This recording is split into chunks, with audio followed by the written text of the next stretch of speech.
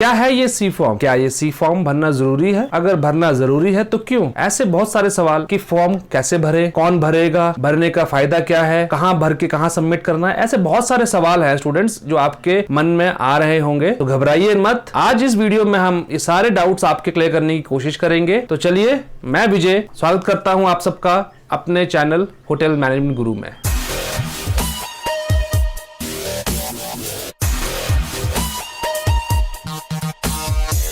सी form है क्या? सी form एक ऐसा लीगल एंट्री फॉर्म है, या बोल सकते हैं कि ऐसे अराइवल रिपोर्ट है of a foreigner to an Indian accommodation unit, चाहे वो अकोमोडेशन स्मॉल है या लार्ज है। यहाँ पे अकोमोडेशन यूनिट का मतलब क्या है कि होटल्स की बात कर रहे हैं।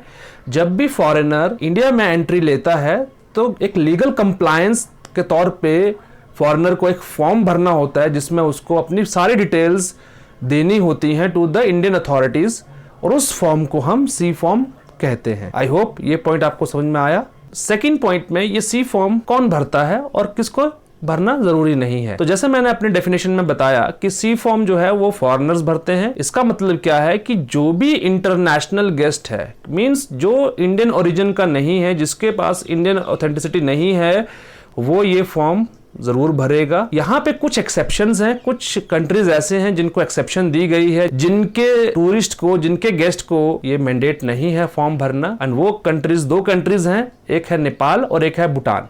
ये दो ऐसे कंट्रीज हैं जिनको सी फॉर्म भरने की जरूरत नहीं है। जितने भी जो एनआरआईज हैं, नॉन रेजिडेंट ऑफ इंडियंस हैं, जिनके पास ग्रीन कार्ड है, वो भी ये फॉर्म, सी फॉर्म नहीं भरते हैं। जो रिप्रेजेंटेटिव्स हैं अदर कंट्रीज के, या कह सकते हैं जिनको डेलीगेट्स हैं, वो भी इन फॉर्म्स को नहीं भरते हैं। कुछ इंटरनेशनल ग्रुप्स आते हैं टूरिस्ट के, तो उन ग्रुप्स में भी जो उनका जो ग्रुप लीडर है, वो on behalf of all the members, वो एक इंडिविजुअल एक सिंगल फॉर्म, सी फॉर्म भरता है, जिसके अंदर बाकी सारे इंटरनेशनल जो ट्रैवलर्स हैं या टूरिस्ट हैं या कह सकते हैं गेस्ट हैं, उनकी डिटेल्स सारी शेयर करता है। थर्ड पॉइंट में, सी फॉर्म भर के कहाँ सबमिट करना होता है। जैसा मैंने बताया आपको कि सी फॉर्म फॉरेनर्स भरते हैं, बट उस फॉर्म को होटल की जिम्मेवारी है कि वो गेस्ट का सी फॉर्म भर के कहाँ सबमिट करेगा? FRRO में।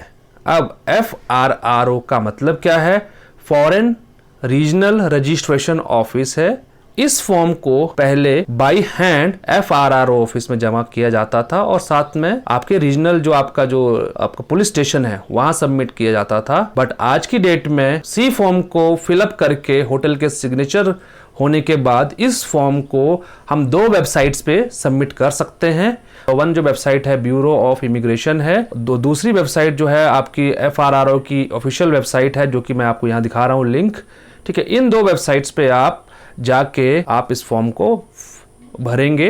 कहने का मतलब है होटल इस फॉर्म को भरता है, उनकी लॉगिन आईडी, उनको यूजर नेम, पासवर्ड उनको जनरेट करना होता है, और उसके बाद फिर वो सी फॉर्म जो है वो फॉरेनर्स का उन वेबसाइट पे जाके अपलोड कर सकते हैं। जैसे ही फॉरेनर गेस्ट होटल के अंदर विजिट करता है तो उसकी चेक इन के साथ साथ ये जो सी फॉर्म है ये भराया जाता है, जिसमें गेस्ट की सारी डिटेल्स दी जाती हैं। उसके बाद इस फॉर्म को होटल के जो मैनेजर हैं वो साइन करके इस फॉर्म को ऑनलाइन सबमिशन करना होता है, जैसे मैंने बताया।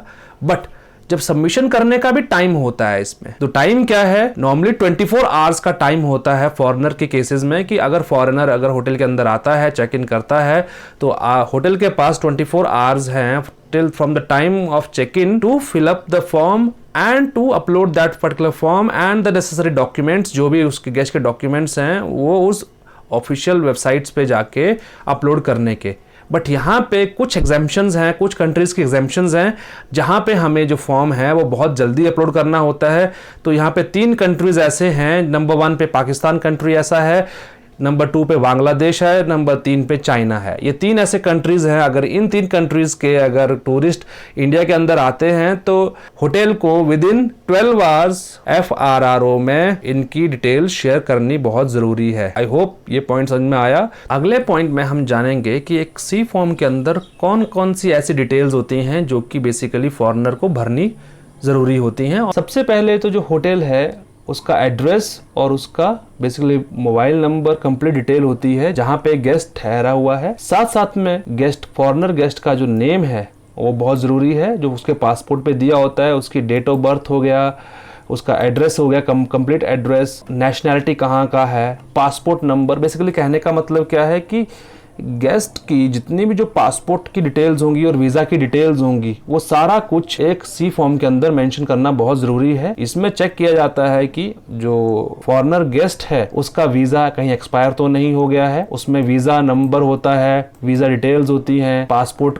एक्सपायर तो नहीं है, डेट ऑफ इशू होता है, साथ साथ में कौन सा वीज़ा है, कहाँ पे इशू हुआ है, क्या पर्पस है उसका, इंडिया में आने का, कहाँ जाना चाहता है वो, पूरे इंडिया में क्या उसका प्लान है, सारा का सारा उसका कंप्लीट डिटेल जो है वो एक सी फॉर्म के अंदर आपको मिलेगा। सारी की सारी जो इन्फॉर्मेशन है, ये जो मैंने आपको बताई, ये इन्फॉर्मेशन आपको एक सी फॉर्म के अंदर मिलेगी। ये वाला पॉइंट भी आपको समझ में आया होगा। लास्ट में हम जानेंगे कि सी फॉर्म हमें भरना क्यों ज़रूरी होता है, इसका फ़ायदा क्यों है, हम फॉरेनर से ये सी फॉर्म क्यों भरवाते हैं। तो इसको हमने कुछ 4 से 5 पॉइंट्स में डिवाइड किया है, तो हम एक एक करके उन पॉइंट्स को एक्सप्लेन भी करेंगे और उसको समझेंगे भी, ठीक है। तो फर्स्ट पॉइंट क्या है कि सी फॉर्म जो है एक बेसिकली लीगल कंप्लायंस है, क्योंकि ये जो है ये एक फॉरेनर रजिस्ट्रेशन एक्ट जो 1939 में जो पास हुआ था, उसके अंदर ये मैंडेट किया गया था कि जो भी फॉरेनर इंडिया के अंदर आएगा उसको ये फॉर्म भरना बहुत ज़रूरी होगा ही होगा।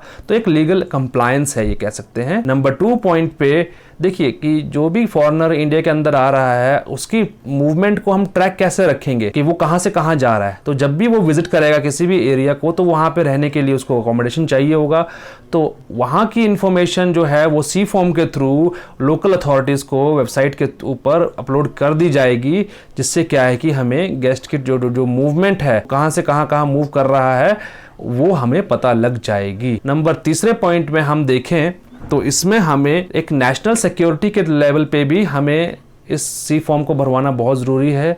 कई बार ऐसा होता है कि थ्रेट्स भी होते हैं, कई ऐसे फॉरेन आपके गेस्ट आते हैं जो कि इंडिया को थ्रेट कर सकते हैं, इंडिया की प्रॉपर्टी को नुकसान पहुंचा सकते हैं, कोई ऐसी टेररिस्ट एक्टिविटीज़ पनप सकती हैं जिनके द्वारा या जैसे टेररिस्ट आते हैं, तो इनका ट्रैक रखना बहुत ज़रूरी है हमें। 4th पॉइंट में जो टूरिस्ट आते हैं इंडिया के अंदर फॉरेन से, उनका जो डेटा होता है उस स्टैटिस्टिक्स से हम टूरिज्म के अंदर मार्केटिंग रिसर्च भी कर सकते हैं कि कौन से एरिया से हमारे पास टूरिस्ट ज़्यादा आ रहे हैं, उनकी प्रेफरेंसेस क्या क्या हैं, उनके जो हैबिट्स क्या क्या हैं, स्पेंडिंग पावर क्या है, कौन से एज ग्रुप के आ रहे हैं। तो बेसिकली एक तरह का प्रोफाइलिंग उनकी हमारे पास क्रिएट हो जाती है, डेटा आ जाता है हमारे पास, जिससे हम जो है टूरिज्म के अंदर मार्केटिंग रिसर्च कर सकते हैं। 5वें पॉइंट में हम देखें तो यहाँ पे टूरिज्म की प्रमोशन के लिए भी बहुत सारी रिस्पॉन्सिबिलिटीज़ होती हैं कि गवर्नमेंट जो है डिफरेंट पॉलिसीज़ हैं, डिफरेंट फ्रेमवर्क्स हैं,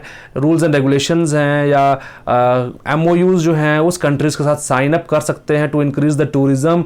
अगर हमें पता लगता है कि उस एरिया के टूरिज़्म, उस एरिया से बहुत ज़्यादा टूरिज़्म फ्लरिश हो रहा है, उस पर्टिकुलर कंट्री से जो लोग हैं वो इंडिया के अंदर लॉन्ग स्टेइंग हैं, विजिट कर रहे हैं, तो हमें एक आइडिया वो भी हो जाता है, जिससे क्या है टूरिज़्म के अंदर प्रमोशन हमारे को बहुत एक डेस्टिनेशन के अंदर अच्छी मिल जाती है। 6th पॉइंट में कहीं ना कहीं होटल्स को भी बेनिफिट मिलता है इस चीज़ से, क्योंकि उनके पास भी गेस्ट हिस्ट्री कार्ड रहता है, उनके पास भी डिटेल रहती है, प्रेफरेंसेस रहती हैं गेस्ट की, तो वो भी एक ट्रैक कर सकते हैं कि किस कंट्री से ज़्यादा उनके पास फॉरेनर्स आते हैं, और कहीं ना कहीं वो भी अपने होटल्स को अपग्रेड कर सकते हैं, उनको फैसिलिटीज़ प्रोवाइड कर सकते हैं, उनको एमिनिटीज़ दे सकते हैं।